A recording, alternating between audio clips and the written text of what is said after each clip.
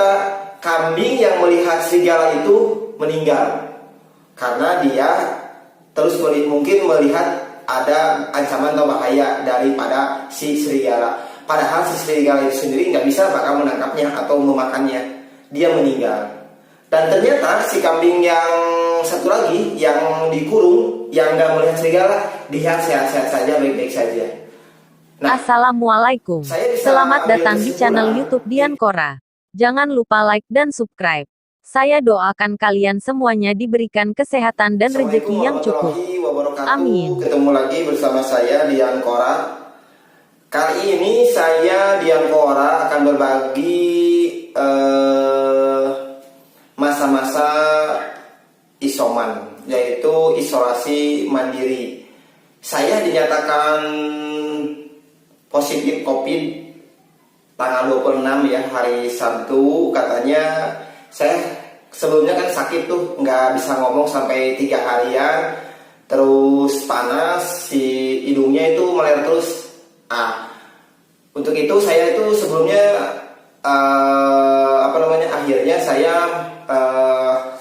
supaya tidak menularkan ke orang lain atau apa dan penasaran, akhirnya saya melakukan cek antigen, yaitu di Jalan Pacuan Kuda ya, di sana tuh ada Bandung TV ya di depannya, dan ternyata saya positif. Awalnya sih saya shock ya, luas sudah namanya. Saya langsung pulang ke rumah gitu ya, dengan pikiran yang sedikit kacau balau lah ya, karena saya takut menularkan ini kepada anak dan istri saya. Ya udah, lajius langsung saya itu ke rumah pakai motor ya. Udah jius langsung udah sampai rumah. Aduh, saya itu langsung ngomong sama istri saya, "Mah, ayah positif." Wah, langsung saya kan lewasen soak gitu ya. Dan akhirnya saya mengambil untuk inisiatif mengambil isolasi ya. Dan kebetulan sih di kamar di rumah saya merasa cukup lah gitu ya. Tapi saya ingat istri saya bahwa juga harus dicek juga. Nah, akhirnya istri saya dicek sama anak saya berdua. Istri saya bawa motor sendiri tuh untuk ngecek dia ke Pacuan Kuda ya. Dan ternyata hasilnya anak saya, istri saya dan anak saya yang pertama positif juga. Dan anak yang saya yang usia 3 tahun itu negatif.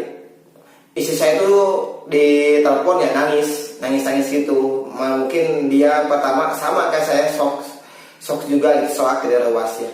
Akhirnya datang ke rumah lah. Ya udah, akhirnya komunikasi bla bla bla.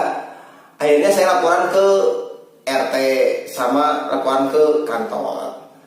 Udah dikondisikan sama jajaran ke RT-an ya sama. Udah gitu istri saya akhirnya ya karena faktor pikiran mungkin ya, pertama mah dia nggak ada gejala apapun istri saya itu. Tapi ketika sudah mengetahui hasil dari cek swab atau antigen dia langsung merasa mual sama muntah gitu. Dia sampai beberapa kali mual dan muntah sampai keluar gitu ya. Nah, akhirnya saya juga shock juga. Tapi saya merasa menenangkan diri ya. Oh, ini sebetulnya dari pikiran. Kenapa? Ya mungkin shock ruas sudah nama. Dan akhirnya saya coba tenangkan istri saya, dan akhirnya alhamdulillah situasi berjalan dengan baik. Istri saya bisa normal kembali tanpa pikiran yang lebih macam-macam gitu ya.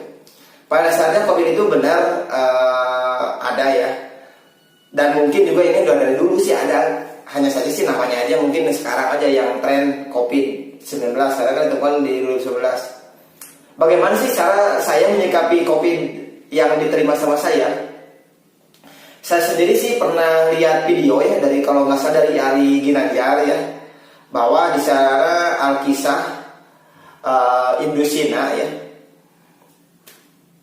dia menyimpan ada 2 ekor kambing sama 1 ekor serigala.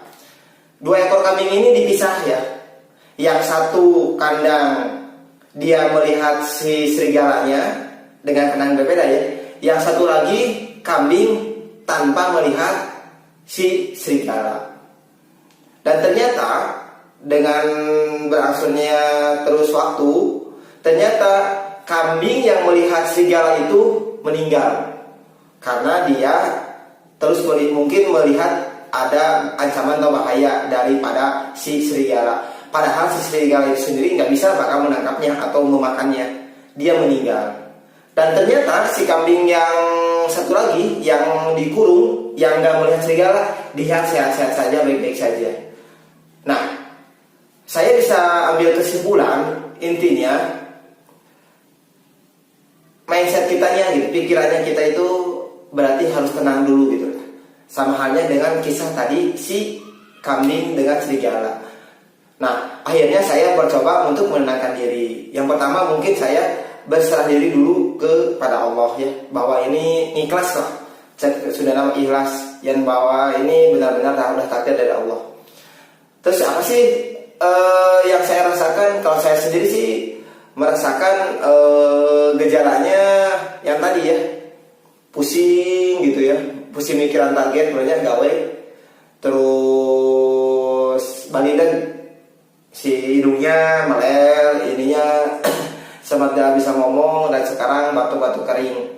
Dan alhamdulillah menurut saya ini bukan amit-amit ya, ini gejala yang gak terlalu parah dibandingkan sahabat-sahabat kita yang lagi isoman atau lagi dirawat di rumah sakit. Jadi pada dasarnya kita berserah diri aja dulu pada Allah, bahwa ini adalah ikhlas, bahwa ini adalah takdirnya dari Allah. Dan kedua, kita mindsetnya kita nggak usah takut. Jangan sampai kayak si kambingnya tadi melihat serigala. Nah sama juga, kita juga kalau melihat terus-terusan si kambing itu bahaya, ya seperti itu. Tapi bukan berarti kita harus leha-leha, enggak. Saya yang biasakan itu sekarang akhirnya saya sadar untuk selalu makan vitamin. Vitaminnya banyak ya. Ada saran dari teman-teman, ada Bekom C, Bekom Z, dan barusan dikirim dari kantor ini apa ya? Sapi plek. Ya ini barusan dari kantor Resto Beruang, saya si 1000 banyak ya. Dan ini Parmaton akhirnya tapi terlalu banyak juga vitamin juga bagus juga ya, karena kan si tubuh kita juga tetap yang menyerapnya kan enggak semuanya ya yang diserap. Pagi-pagi saya sekarang biasakan untuk sedikit olahraga. Kan biasanya kan kerja ya sibuk, pagi-pagi itu udah jam 6:30 udah mandi, jam 7 udah cius berangkat lagi kerjaan. Nah sekarang saya bisa olahraga ringan. Agak siang-siangnya dikit saya berjemur untuk mendapatkan vitamin D sambil ngesang di belakang di kebun saya ya biasanya ya, karena kebetulan di rumah saya di belakang ada kebun, jadi saya ngesang sedikit di kebun gitu ya. Dan cuman sih ada duka dan sukanya ya. Sukanya sedikit sih ya. Dukanya yaitu anak ya. Anak mainnya hanya nggak bisa ke depan, ke belakang aja, ke kebun. Main mobil-mobilan, main ayun-ayunan. Pokoknya di kebun sama istri saya, sama anak sama istri saya. Kalau yang kedua, yang pertama sih anak ini udah punya dunianya sendiri, dia tuh main handphone atau apa di kamarnya ya. Cuman ada ya sukanya karena di sini sigap kan jajaran ke pengurusan RT lainnya. Saya hampir tiap pagi dikirimin itu makanan. Jadi makanan sekarang ya di rumah penuh. Kebutuhan istri penuh sekarang itu. Pokoknya nggak usah mikirin kebutuhan sehari. Dari mulai gas sudah ada, dari mulai galon sudah ada. Buat pagi-pagi sarapan udah ada yang ngirim. Jajanan anak udah ada yang ngirim. Pokoknya mah jadi banyak gitu ya. Nah saya jadi kelihatannya ternyata ya inilah di saat kita susah, saudara-saudara kita datang. Justru ini kita tahu melihat saudara-saudara kita itu waktu gini gitu ya. Teman-teman pada WA call, video call gitu ya. Saudara-saudara saya sama gitu ya. warga juga. Pokoknya ini yang saya rasakan, syukur alhamdulillah. Ternyata nikmat mana lagi yang kau dustakan, gitu ya. Saya punya teman-teman dikelilingi orang-orang teman-teman baik gitu. Cuma sedihnya saya itu lihat anak ya, ketika anak saya mau pengen main ya gitu ya, nggak bisa gitu, nangis terus. Dan paling sedih biasanya dia tuh maghrib itu biasanya kan dia dengar adzan ya Allah. Ketika saya pulang kerja lebih awal, biasanya saya sebelum maghrib gitu ya datang ke rumah, pasti saya untuk berusaha untuk ke musola. Dan anak saya itu dibiasakan dibawa. Nah dia tuh udah biasa kayak gitu. Jadi ketika dia sakit, sekarang saya sakit, ketika dengar adzan, dia pasti pengen ke musola. Dan saya sangat sedih tuh di situ.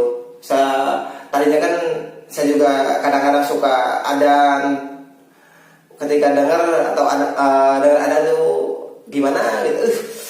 Lucunya yang ke musola, lihat anak nangis, sedih juga. Terus pas sekarang kan banyak waktu di rumah tuh, pas nggak dengar adzan, duhur nggak ada yang adzan. Karena kan biasanya teman saya Pak Sofian yang adzan atau Pak Asep atau yang mana, itu nggak ada yang adzan. Pengen berangkat lagi ke musola untuk adzan gitu ya, tapi kan nggak bisa.